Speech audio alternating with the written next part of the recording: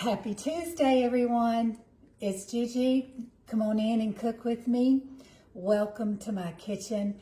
And before we jump into today's recipe, let me say hello and welcome to all of my new followers. I got on this morning and I see that I've gotten some new followers over the weekend. And so I just want to say hello to each of you and welcome to my page. I'm Gigi. I am a wife, a mother, a grandmother. I'm 58. I live in Georgia and born and raised here. So I am a Georgia Peach native, and I hope that you'll enjoy my page. I try to change up my content and try to cook for my family, but also I like to try to do recipes that can accommodate everyone, regardless of what your diet restrictions may be or your style of food or what you like. I just mix it all up. I never know what I may be making. So welcome to each of you, and thank you so much for giving my page a try. I hope that you'll like it, and I hope that you'll feel welcomed here. And above anything else that I may do, I always like to give credit to my Savior, because without Him, I'm nothing. So this page is to honor and glorify Him. That would be my prayer. So today we are going to make some cookies, some homemade from scratch cookies, because my husband made the comment last night that the pig was empty. For all of you newcomers, I'll show you Mr. Piggy, okay? Hang on.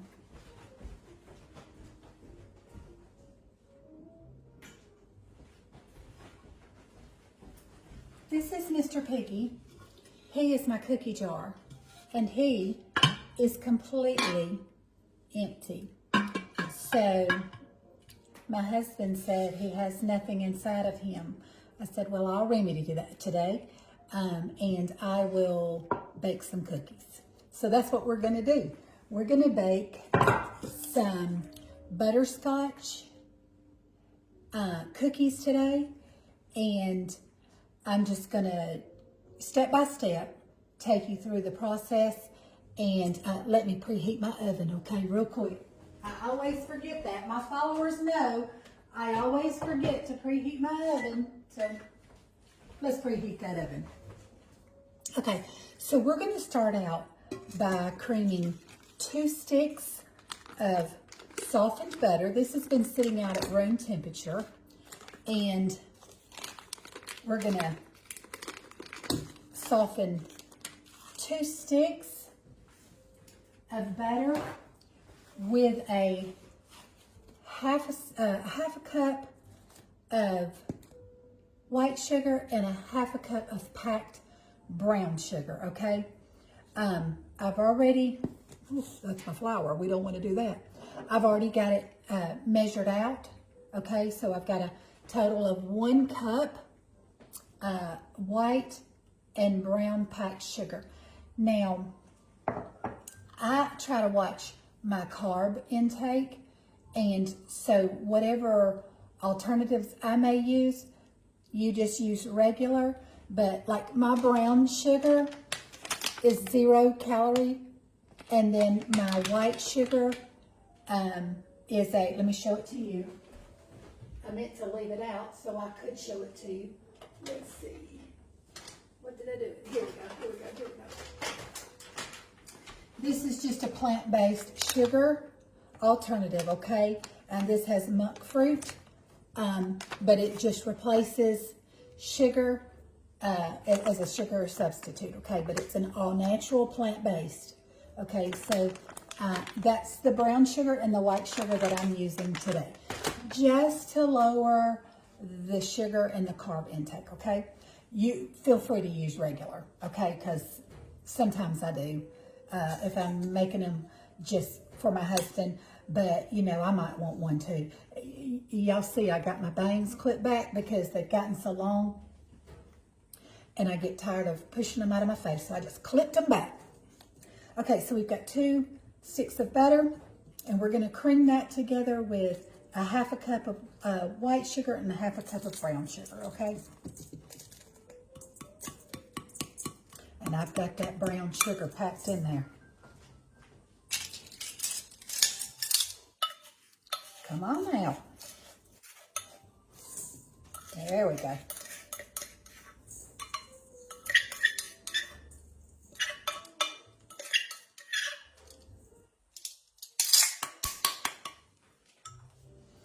Okay, this gets a little noisy.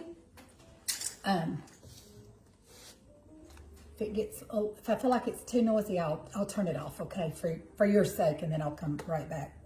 Oh, might help if I plug it up. There we go.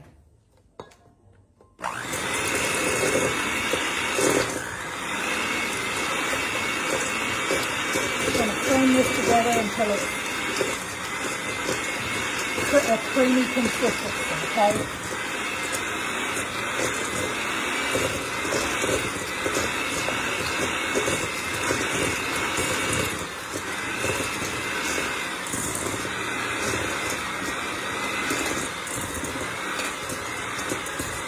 And I know that's noisy. I'll get this cleaned up to a creamy consistency, and then I'll come up with, okay? To our creamy mixture, we want to add 1 tablespoon. Our oven is preheated. We want to add 1 tablespoon of vanilla.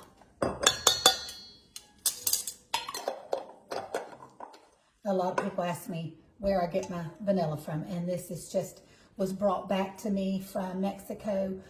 When my in-laws went on a cruise, they brought me back some vanilla. Okay, let's give that a...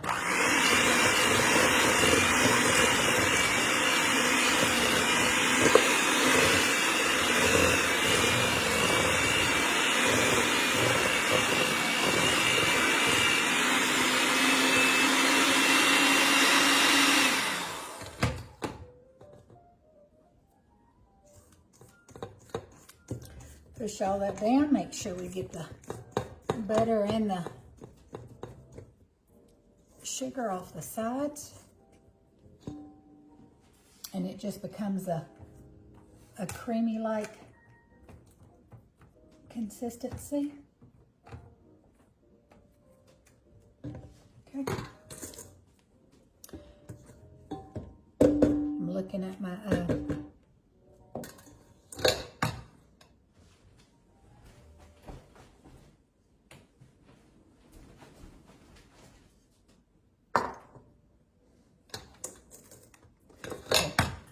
Now what we're going to do is I've got room temperature eggs. We're going to add 1 egg at a time.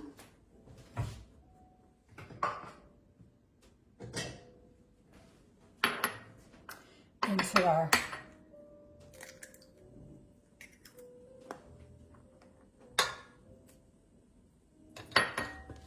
just beat that into the mixture.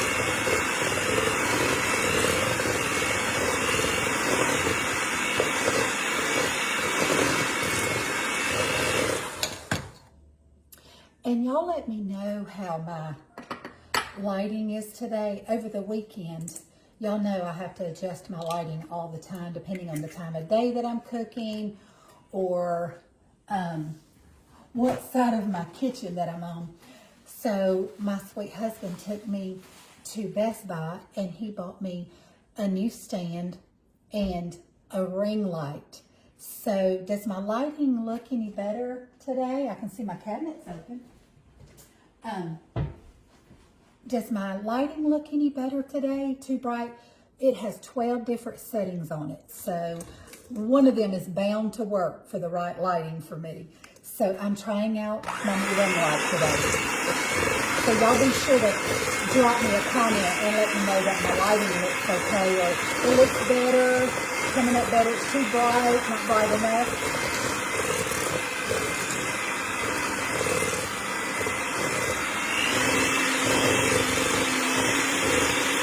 Okay, gonna add our second egg in, give it a good mixture.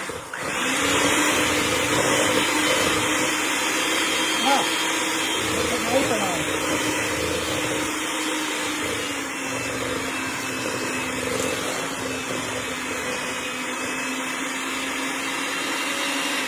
Okay, now we will be through with our mixture. The rest of it we will be doing by hand because we don't want to over whip. Once I add the flour in, we don't want to over mix the batter, okay? So we will be doing the rest with our spatula, okay?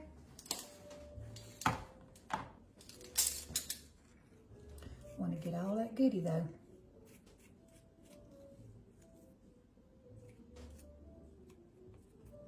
Okay.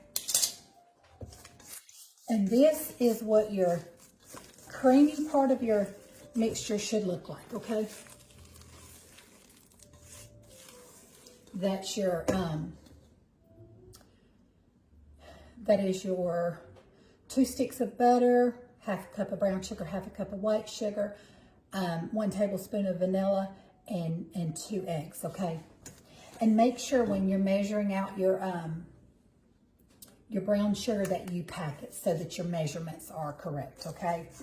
All right, so to this, we are going to put in 2.5 cups. Let me look at my recipe and make sure this is all-purpose flour. 2 1/4 cups, 2 1/4 cups of all-purpose flour, okay?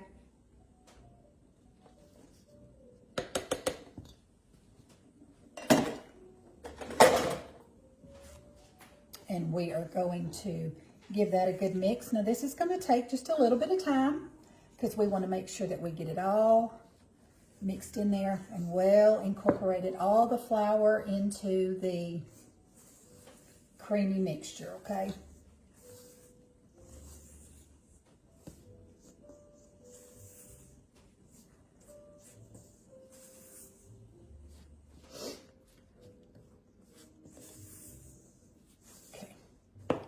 Now what we're going to do is we're going to be putting in 1 teaspoon.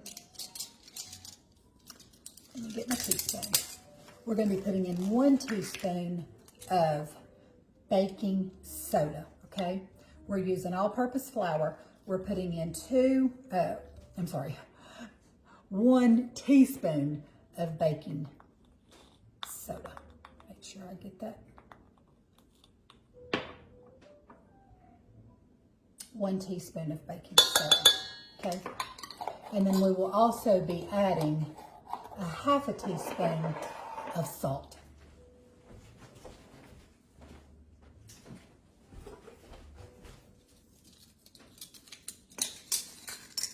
Half a teaspoon of salt.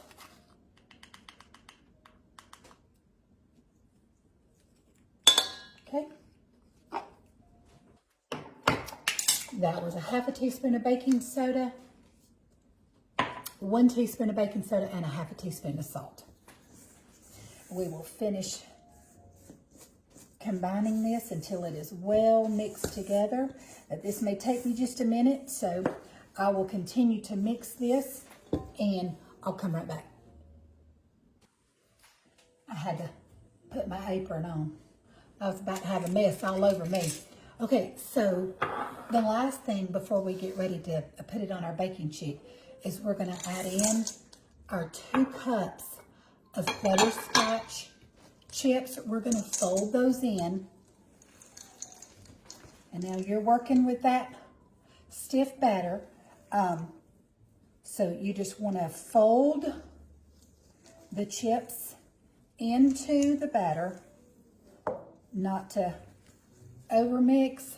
We're just folding the chips in so that everybody gets some chips into their cookie. Now this will be baking at 350 degrees and it'll bake for about 8 to 10 minutes, okay? I cook, most of you know, but for the new followers, I cook on a gas stove. Sometimes it cooks a little bit quicker, so I'll just start checking them when they start to get golden around the edges, okay? That's when they'll be done. So I will let you know in my oven exactly how long that they did cook. but I'm thinking 8 to 10 minutes.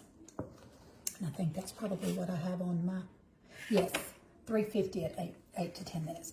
Okay, so I think that we've got those well combined. And then what I have is a line parchment cookie sheet. I'm going to be using my cookie, and I'm going to spray that just a little bit too. Just a little bit. I'm going to just use this olive oil non-stick spray on my little, okay? So we will start putting these out onto our paper, and we will get to baking so that, hey, we can taste one. It smells delicious. Okay, now I am using probably, I would say, 1.5 inches to a 2-inch scooper. And I'm going to be putting these, let me pull this down a little bit so you can, there we go. I'm going to be putting them just 1 inch or 2 apart. Probably going to get 3 across would be my guess. And we will bake these up, and I'll let you know exactly how long they took. But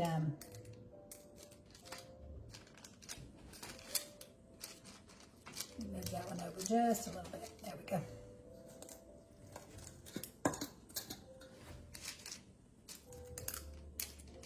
And I think my husband will be pleasantly happy when he comes home and there's cookies in the cookie jar.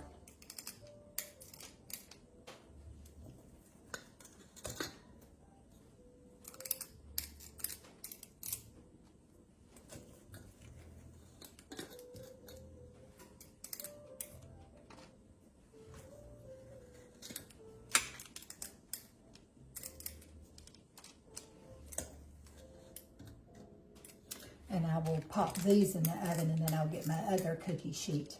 But I just won't make you watch me on that. It looks like we're going to get probably a dozen cookies.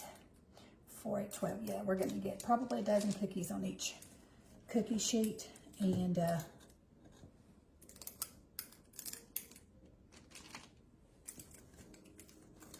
probably going to get 24 to 36 cookies would be my guess. We shall see. All right, get back over there. Okay, all right, guys. Let me pop these into my 350-degree oven and bake them for about 8 to 10 minutes, and then I'll be right back with you. All right, guys, I've taken them out of the oven. They baked 10 minutes, okay? It took the complete 10 minutes, and as you can see, they'll start to get a little brown around the edges. That's how you'll know that they're done. And y'all know, my followers that have been following me for a while know that you can't have cookies without milk, and you can't have milk and cookies without dunking them in your milk. That's just the way that I do cookies. So let's give it a try. I've got another batch sitting over there cooling, and another batch in the oven. And this recipe yielded 32 cookies exactly. And let me put that. You can see that they're just still a little warm. Be sure to let them sit before you go to, because I was in a hurry. I wanted to sample one for y'all, so I tried to move them a little too soon, and broke one of the cookies. I said, well, I'll just eat it. Okay, let's give them a try. That little sample bite's delicious.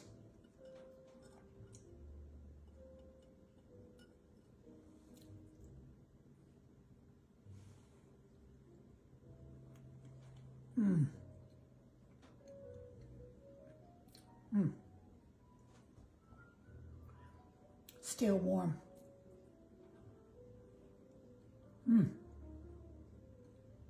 That's good. That's real good.